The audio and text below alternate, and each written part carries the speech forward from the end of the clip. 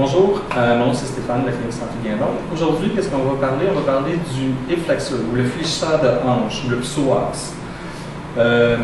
Essentiellement, dans la vie de tous les jours, c'est comme les gens qui... il y a beaucoup de gens qui viennent nous voir et beaucoup de douleurs dans le bas du dos, notamment. Un des muscles qui est le plus souvent impliqué, c'est le psoas ou le muscle fléchisseur de hanche. Premièrement, quel est ce muscle? Le psoas est un muscle qui part de la 12e vertèbre dorsale, la dernière dorsale, les disques et les lombaires 1, 2, 3, 4.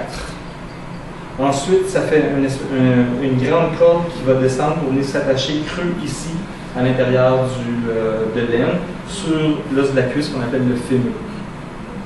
Le psoas, quand il descend ici dans la hanche, il trouve avoir un autre muscle qui va venir le rejoindre, qui va partir vraiment de la crête iliaque, qui va passer et qui va venir rejoindre. Donc lui, on l'appelle le iliacus, ou on l'appelle le psoas iliaque. Fait que lui, il part comme ça pour venir se joindre au psoas. Et il y a aussi un autre muscle qu'on appelle le rectus femoris. Lui, il vient s'attacher ici sur l'os du bassin et il va venir s'attacher avec en bas de la rotule. Donc, c'est un muscle qui va contribuer à fléchir la jambe de cette façon-ci. Tandis que l'autre, le psoas, il va servir à faire ce mouvement-là, mais il peut aussi servir à faire une flexion antérieure du tronc. Donc, juste un instant. Donc, si on prend une chaise de cette façon-là, ici, ce mouvement-là, ici, va être surtout fait par le psoas. Tandis qu'un mouvement plus comme ça, ici, c'est plus le rectus femoris qui va faire ce mouvement-là. Donc, c'est bien important d'étirer ces deux-là.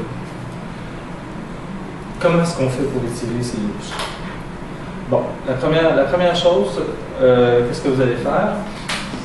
Il est certain que si jamais vous avez des problèmes de genoux, style chondromalacie ou syndrome fémoro-rotulien, il ne faut pas que votre genou fasse mal en faisant ça. Donc, juste prendre les précautions nécessaires.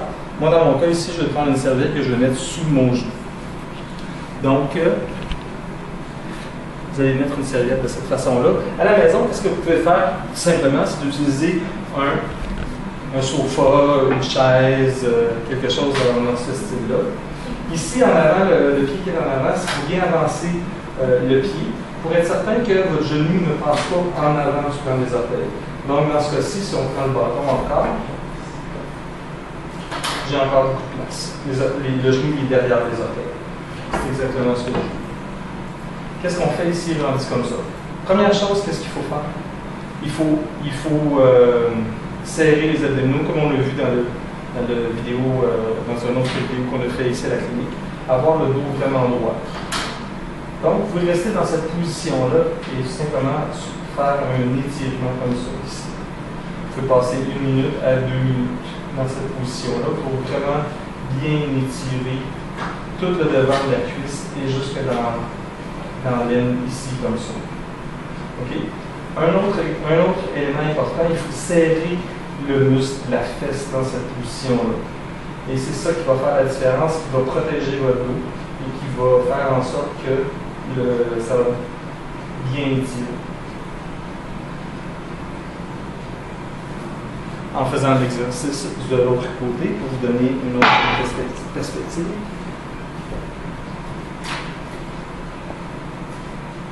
Dos droit, serre le muscle de la fesse gauche, et puis la main s'allonge vers le plafond, un petit peu dans un plan oblique vers la droite. Donc, c'est un excellent exercice pour éviter des problèmes de dos, pour, si on a des mal de dos, des maux de dos, on peut enlever des maux de dos avec cet exercice-là. Merci.